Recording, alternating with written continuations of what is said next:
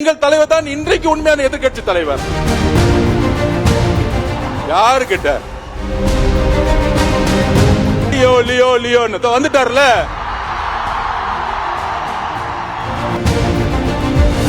தமிழக வெற்றி கழகம் தான் உண்மையான எதிர்க்கட்சி. எங்கள் தலைவர் தான் இன்றைக்கு உண்மையான எதிர்க்கட்சி தலைவர்.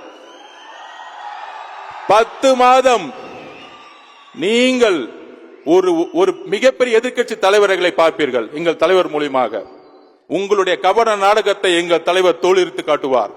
இந்த கேள்விக்கு இன்னைக்கு தமிழக அரசுக்கு பதில் சொல்ல தயாரான நமக்கே அரசியல் கத்துக் கொடுக்கிறாங்க. அதுவும் நம்ம தலைவர்கிட்ட.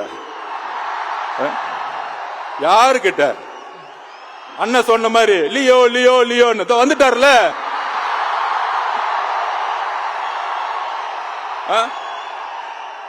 ஏன் வரல கோயம்புத்தூர் 2 நாள் என்ன ஆச்சுன்னு பாத்தீங்கல்ல.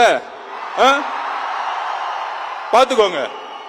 இன்னும் தமிழகம் முழுவதும் எப்படி இருக்குன்னு பாத்துக்கோங்க. காவல்துறைக்கு ஒண்ணுதான், தயவு செய்து பாதுகாப்பை மட்டும் ரெடி பண்ணி வச்சுக்கோங்க. மக்கள் பாதுகாப்பு, எங்க தலைவரோட பாதுகாப்பை நாங்க பாத்துக்குவோம். மக்கள் பாதுகாப்புக்கு எங்கள் தலைவர் வரும்பொழுது மக்கள் பாதுகாப்புக்கு தமிழக அரசுதான் காரணம் என்பதை நாங்கள் இப்பொழுது பதிவு செய்கிறோம்.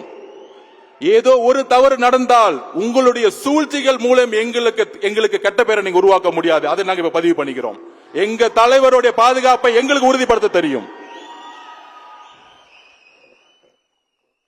அப்புறம் பிஎல்ஏ மெம்பர்ஸ்க்கு ஒண்ணு சொல்றேன். நம்மளுடைய வாக்குச்சாவடி முகவர்களுக்கு, அதாவது நம்மளுடைய சக்தி நம்ம உணரணும். அதாவது கட்சி ரீதியா ஜெனரல் செக்ரட்டரி, அதுக்கப்புறம் பெரிய பெரிய மாவட்ட செயலர்கள் இருப்பாங்க. ஆனா இதோட அதிகமான சக்தியான ஒரு பவர் யார்கிட்ட இருக்குன்னா உங்களிடம் இருக்கிறது. வாக்குச்சாவடி முகவர்களிடம் இருக்கிறது. அதை எப்படி நான் சொல்லிடுறேன். நம்மளுடைய கட்சி தலைவர் மூலமா நீங்க எலெக்ஷன் நடக்கிற அன்னைக்கு, தேர்தல் நடக்கக்கூடிய அன்னைக்கு, அதுக்கப்புறம் பிரசன்டேஷன் டீடைலா நான் சொல்றேன். நான் நடக்கும் பொழுது கரெக்டா ஓட்டிங் கரெக்டா நடக்கக்கூடியதுன்னு பார்க்கக்கூடிய வலிமை உங்ககிட்ட இருக்கு. கடைசி 2 மணி நேரம் யாருல எல்லாம் ஓட்டு போடலையோ கள்ள ஓட்டு போறதுக்கு இன்னைக்கு இருக்க ஆளுங்கட்சி ரெடி ஆயிடுவாங்க. அதை பார்க்கக்கூடிய சக்தி உங்களுக்கு இருக்கு. நீங்க மட்டும் அதை அப்செக்ஷன் பண்ணி இல்ல ஓட்டு தவறா போடுறாங்க அப்படின்னு நீங்க குரல் கொடுத்தீங்கன்னா அன்னைக்கு அந்த மிஷின்ல சீல் வைக்க முடியாது. உடனடியா தலைமையில இருந்து உங்களுக்கு சப்போர்ட் வந்துரும், அட்வொகேட் விங்ல சப்போர்ட் வந்துரும். சோ உங்களுடைய உறுதி எந்த அளவுக்கு இருக்குன்னு நீங்க இன்றைக்கு புரிந்து கொள்ளுங்கள். ஒரு மாவட்ட செயலாளரோட ஒரு தொகுதியில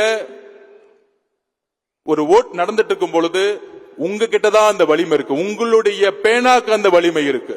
நீங்க சைன் போடல, அந்த பெட்டியில சீல் வைக்க முடியாது. நம்பர் 1. நம்பர் 2, கவுண்டிங் அன்னைக்கு நீங்க தான் ரவுண்ட் டேபிள் உட்கார்ந்துட்டு இருப்பீங்க.